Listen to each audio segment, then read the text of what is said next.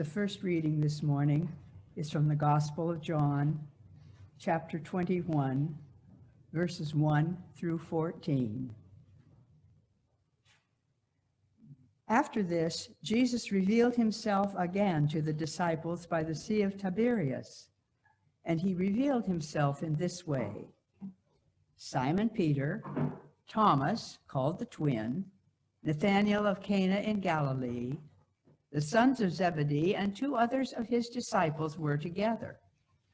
Simon Peter said to them, "I am going fishing." They said to him, "We will go with you." And they went out, got into the boat, but that night they caught nothing. Just as day was breaking, Jesus stood on the beach, yet the disciples did not know that it was Jesus. Jesus said to them, "Children, have you any fish?" They answered him, "No." He said to them, "Cast the net on the right side of the boat, and you will find some." So they cast it, and now they were not able to haul it in for the quantity of fish. That disciple whom Jesus loved said to Peter, "It is the Lord." When Simon Peter heard that it was the Lord, he put on his clothes, for he was stripped for work, and he sprang into the sea. But the other disciples came in the boat, dragging the net full of fish, for they were not far from land, but about 100 yards off. When they got out on land, they saw a charcoal fire there, with fish lying in it and bread. Jesus said to them, "Bring some of the fish that you have just caught." So Simon Peter went aboard and hauled the net ashore, full of large fish, 153 of them.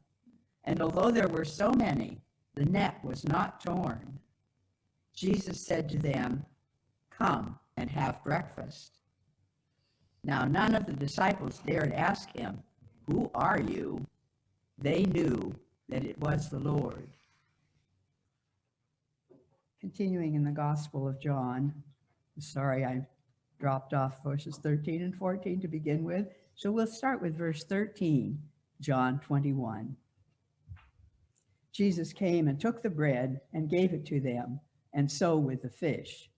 This was now the third time that Jesus was revealed to the disciples after he was raised from the dead. And now with verse 15. When they had finished breakfast, Jesus said to Simon Peter, "Simon, son of John, do you love me more than these?" He said to him, "Yes, Lord, you know that I love you." Jesus said to him, "Feed my lambs." A second time he said to him, "Simon, son of John, do you love me?" And he said to him, "Yes, Lord, you know that I love you." Jesus said to him, "Tend my sheep."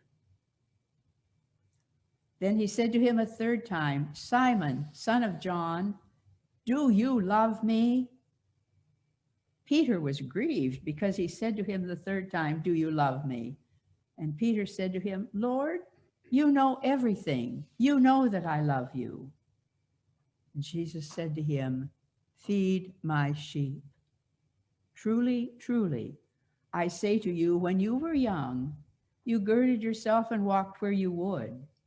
But when you are old, you will stretch out your hands, and another will gird you and carry you where you do not wish to go." This Jesus said to show by what death he was to glorify God. And after this, he said to Peter, "Follow me, follow me." The word of God for the people of God. Yes.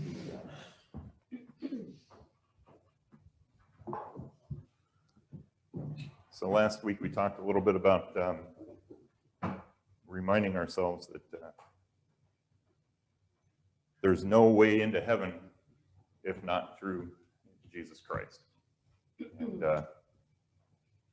oftentimes we forget that. Oftentimes we need reminding, even though it's something we've heard many, many times before. So this season that we're in right now, for many people, you know, the season of graduation, June, you know, everybody just graduated high school. They want to get their grad parties in and over with so that they can enjoy the rest of the summer.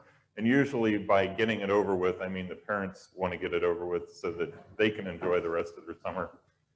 And we, years ago, started our grad parties. I think we try to be the first every year, kind of like mowing the yard. You want to be the first one of the year mowing the yard.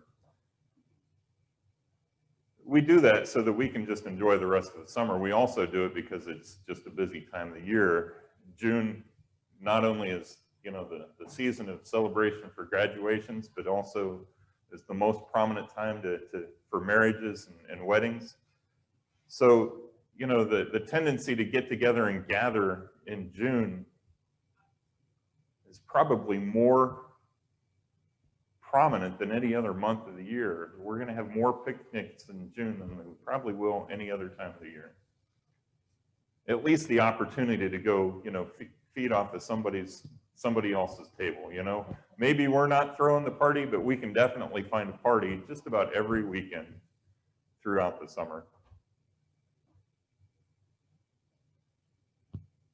Josh and I went on a little trip this past week, mainly because, well, it was graduation.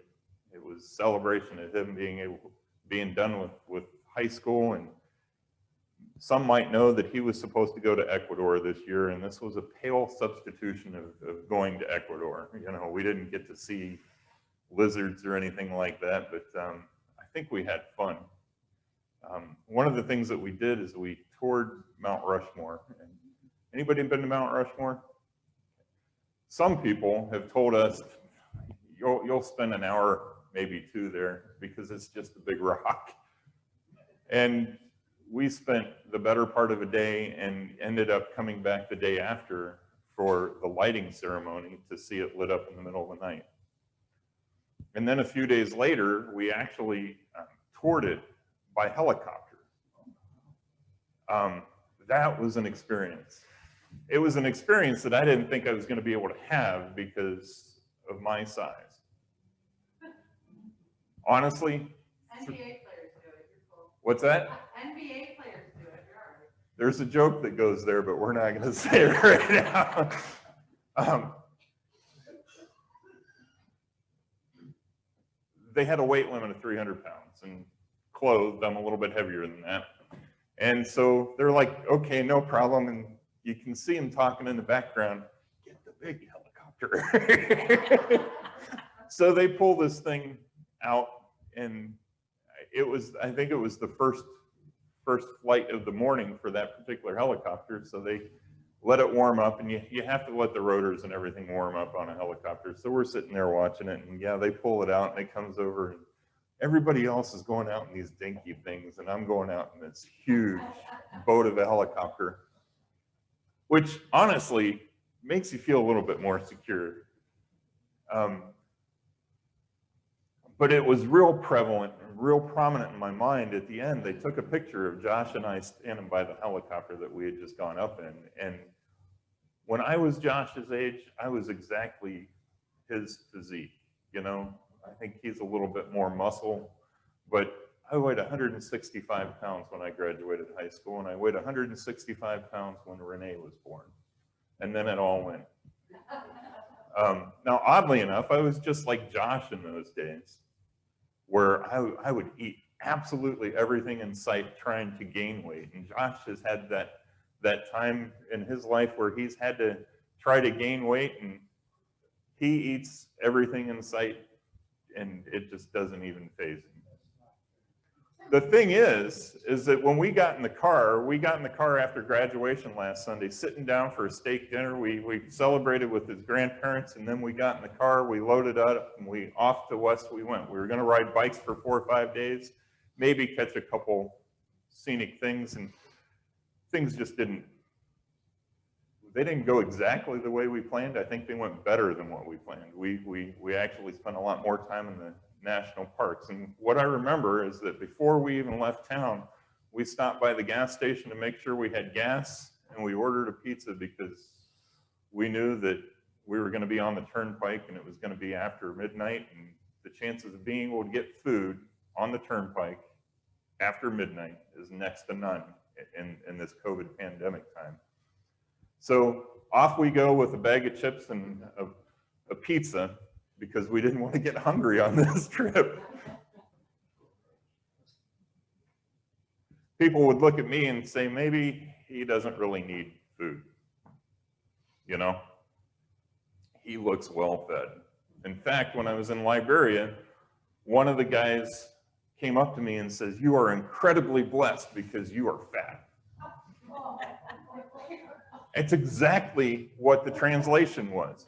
You must be blessed by God because you are fat. And the thing is that in his culture, people who are skinny are poor, and people that are fat have the money to eat. It wasn't a slight, it was a compliment. I struggled with taking that compliment because, you know, it's difficult. You know, it seems like no matter what you are, you want to change into something else. The whole reason I bring that up is that the perception. If you look at me and, well, he doesn't look like he needs anything, does he? And we struggle with that when we give out food at food pantries and when we do things, and well, we should really only give it out to the people that need it. That is probably one of the most common comments that is made. How did you know that that person that came through here needed that food? Well, because they were here. Usually is enough of an answer for me. People usually don't get up at 9 o'clock on a Saturday morning to get here by 10 o'clock to wait in line so that they can get the food that they need unless they need it. Now, admittedly, maybe some go through and don't actually need it, or at least need it by our standards or need it by somebody else's standards, but they need it. How many people here need food?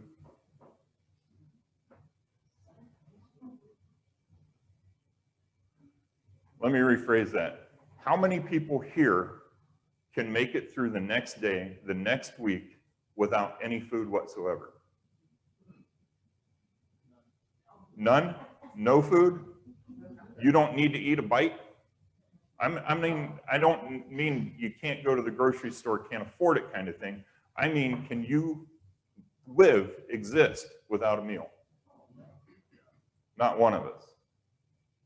So everybody needs food, right? Some people have the luxury of being able to pay for it, and some people have the luxury of having us provide it. And we do a really good job of that. But remember that everybody needs to eat. Absolutely everybody needs to eat. So the rich person that's driving down the road in a car that's more expensive than your house needs to eat just as much as we do. Needs to eat just as much as the poor person that had to get a ride to the food pantry because they don't have any other way. Everybody is on the equal, same playing field. You need to eat. Now, some of us can afford to eat less and probably get away with it, and others have their own issues that they need gluten-free, they need wheatless, they need lactose, you know, they need all these special diets. All of those people need to eat. That's where we probably don't do quite as well. As a church and as a society, recognizing the equality of the need. And then there's the underlying thought of, why do we even actually get people together to eat anyway? I mean, really and truly, isn't it a whole lot more efficient to just go home and eat your own meal after church today? Really and truly, it probably would be easier to, as some old preachers would say, beat the Baptist over to Sam's so that we can, you know, get there first and have a meal there, or go home and just eat a sandwich before we get our day going. Sometimes it's a whole lot of work to put on a gathering, whether it's a steak dinner or whether it's, us getting on here together after church today. It's a little more work to actually be social sometimes. But we do it because we need that connectivity. We need that ability to gather. Then there's the reason why we actually put together a food pantry to begin with in the first place. Why is it that we feed the needy? Why is it that we take care of the people that are sick? Why do we do that? We've been told to do it. Jesus not once said, take care of the sheep that need it. Take care of the sick sheep. Take care of the sheep that can't afford to be with the other sheep. He said, take care of the sheep. Every sheep. Because ultimately, every sheep in the herd, I think it's a herd, every sheep in the herd needs to be taken care of. Flock. Man. We've been in the West, and some things are herds and some things are not. Flock of sheep, all of them need to be taken care of. Now here's the fun part. Sometimes we're the shepherds, and we need to take care of the sheep. But at the same time, we're still the sheep, and we need to be taken care of ourselves. And we do it all because Jesus commanded us to. There are many times, many reasons why we would get together for food and fellowship. In the days of Jesus, the reason that you would get together for food and fellowship was seriously because it was easier to cook for an entire group of people than it was to gather and just have enough for one. It was easier to feed many than it is to feed each person individually. The other thing is that if you were enemies and you came together as people eating under the same tent, you didn't leave as enemies. You left as friends. And you actually vowed not to harm the other person just by simply sitting down, picking up food, and eating together. Imagine the fact that a meal could cause people to put away their differences and come away as friends. And of course, there's always going to be that one or two, yeah, but what if? Those are hard people to reach, aren't they? The yabbits. That's my dad's term. Yeah, but do they really need it? Yeah, but do they still believe the way they used to? Yeah, but do you think we really got to them? Yeah, but do you think they really believe? None of it. None of the yabbits really matter. So we gather as friends of God. We feed each other, whether it's by food or by fellowship or by friendship or by praying or by just simply caring or just being with one another. We don't do it simply because we think they need it. We do it because we know they need it and we know we need it. There's not one of us that could get through a week or a year, any length of time, without other people caring for us. And we do it in return because we're thankful for the people that have been placed in our lives because of Christ.